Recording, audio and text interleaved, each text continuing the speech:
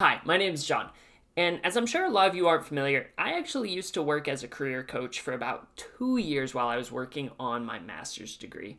And so with this knowledge, I want to do something a little bit different on the channel today. So instead of looking at Joker's psychology, I want to take a look at all of his professional and work-related experiences and how we can put all of this onto a standard American resume. So, if you like this kind of strange content, make sure you like the video, subscribe, and why even ring that notification bell so you never miss another upload. And if you haven't heard yet, we have officially launched merch. So if you like our designs like this, a catchy crow design, or our Hanakatoba design, then make sure to check out our merch store, which the link for that is in the description down below. So, with all that out of the way, let's just jump into the video. So before I even started writing the resume, I wanted to figure out what this resume would even be used for. And as I thought about it, I didn't want to age him up to him moving into college because that would completely disregard an entire year of his life and his experiences. And so, since we don't know what Joker's plans after high school will be, I kind of decided to just create a general and foundational resume that he could then adapt, tweak, and continuously build on for any job or internship opportunities he might want in the future. So now that we're all on the same page in regards to that, we can actually start building the resume. And fresh out the gate, we run into an issue. We don't know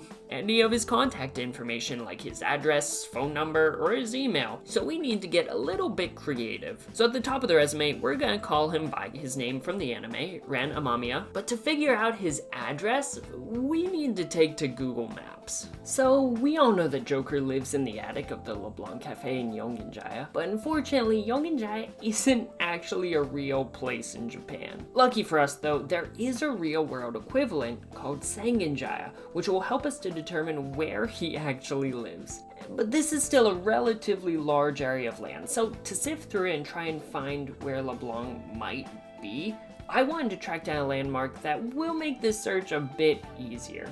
And it turns out that the Muramasa convenience store that is like a block away from Joker's home at Leblanc has a real-world equivalent known as Hanamasa. And if we go down the street from the convenience store, we'll find the bathhouse that Joker frequents in Persona 5 Royal, and in turn, where Leblanc would be if it were a real place. So I'm just gonna pluck the new Marina's real-life address and use it as Joker's because this is probably as close as we're gonna get. Okay, so with his address squared away now, we need to take a stab at his email and phone number, which honestly would probably just look something nice, simple, and professional like this.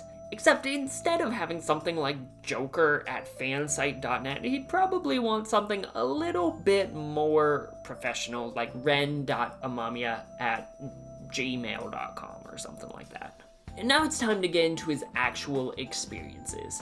And so to do this, I want to segment the resume out into 4 core sections, being education, work experience, volunteer experience, and community involvement. Because I feel that these encapsulate what he does throughout the course of Persona 5 Royal absolutely perfectly. Now, education's pretty straightforward to figure out the info for. We just need to go back to Google Maps, figure out roundabout where Shujin Academy is in Tokyo, and we can assume that since Persona 5 Royal came out in 2020, and Joker was going into his 2nd year at the time, that would mean that he's likely to graduate in 2022. But his GPA is a bit tougher to figure out. So, to get that, we need to look at his social stats, because what's a video like this without being excessive?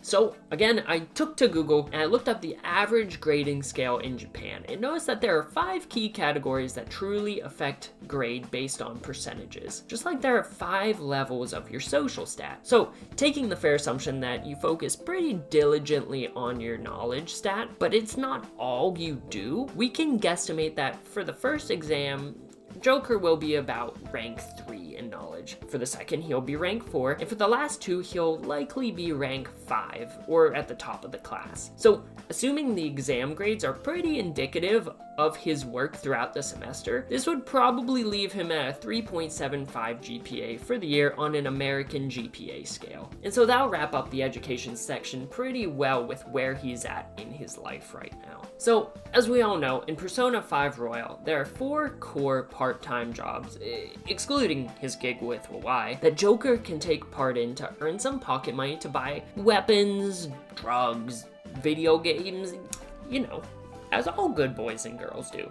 And these 4 jobs are being a busboy at the Crossroads bar, being a server or cook at the Beef Bowl shop or a Nobeko, and being a sales associate at both the flower shop and the convenience store. So I opted to choose only 3 of these jobs so that we can keep the resume on one page. And so the only job we won't be including on this resume is the convenience store gig, just because it felt the least unique. So from these 3 jobs, what does Joker actually do that can make him marketable? And where better to start than looking at Joker's work at the Crossroads bar under the management of the fabulous Lala-chan. It's at this job that I think that we can see a lot of transferable skills at play. So let's dig into creating some clear and concise bullet points for this resume, because honestly, that is the bread and butter of a good resume. Essentially, Joker's job here is to work with Lala-chan to make sure that all the customers are attended to, make sure that the bar is clean by doing dishes and bussing it, and just in general, make small talk with a very diverse group of individuals. Whether Joker is talking to a woman wearing an evening dress or a very scary looking man, he's sure to have his hands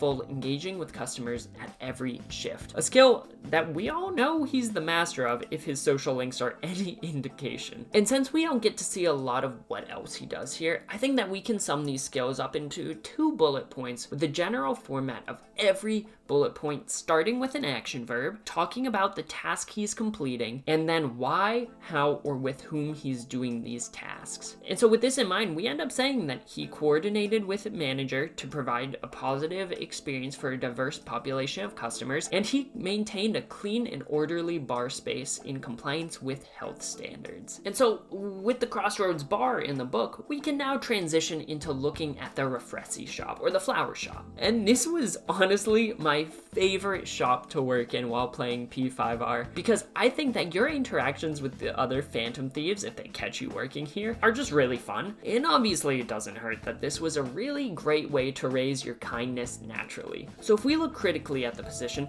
I think that the 2 major tasks at the Refressi shop that I want to hone in on that are useful and transferable, just like the previous experience, are designing the bouquets, as this illustrates fantastic organizational skills, which is very key and beneficial to a lot of different settings, as well as this being where I want to put that Joker sets his own schedule. Now, while this is true of all part-time positions based on how the game plays, I only want to put this down in one section so we're not repeating ourselves endlessly, because no one wants to read the same thing on a resume over and over and over again. And so if we were to write it, I think it'd look a bit like this, talking about how he designed specialized bouquets of 13 flower variants based on size, color, and aroma for customer orders, and how he's responsible for determining his personal work schedule each week for adequate shift coverage. And this leads us to his job at Ore no Beko, where Joker quite literally has to run around as both the server and the cook. And while we can really hone in on the fact that he was able to manage at least 12 customers at a time, if not more, the fact that he essentially ran the restaurant himself and was likely the only one who was able to deal with transactions, I think that there's even something else more important about this job that helped to provide him with another fantastic experience that can help to flesh out his resume. And to look at this, first we need to understand John Crumboltz's planned happenstance career theory, an idea that Joker shows time and time again that he is irrefutably the master of. So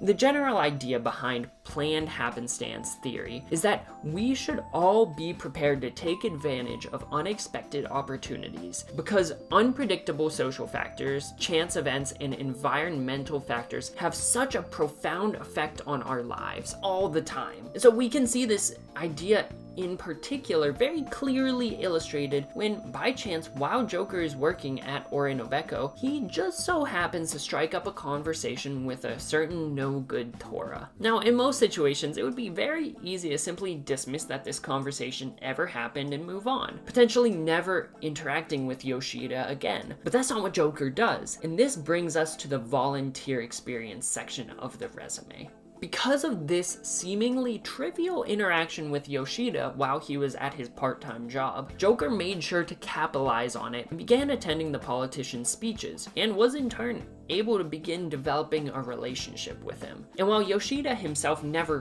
formally called Joker this, in essence, Joker became a volunteer campaign secretary. And so we need to look very hard at what he actually does in this position and how it can help him to be as marketable as he possibly can be. Now, in terms of marketable skills that Joker could add to the resume from the campaign itself, I really want to look at two specifically, with one being how Joker's crowd interactions during his fourth social link with Yoshida are able to positively impact the speeches. In this social link, the crowd gets a bit rowdy during Yoshida's speech, and Joker is the one to calm them down a bit and diffuse the situation so that Yoshida can finally finish his speech. To pop this onto the resume, I would probably say something along the lines that Joker interacted with the crowd at public rallies to both promote understanding and minimize disruptions. In addition to this skill, a huge part of the social link with Yoshida is that Joker will collaborate with him and other political figures to develop a campaign strategy. We can see this numerous times throughout the social link, and Joker's involvement in these discussions is vital for Yoshida's success in his campaign, being able to move forward with his own interests and vision in mind. But Yoshida isn't the only connection that Joker was very opportunistic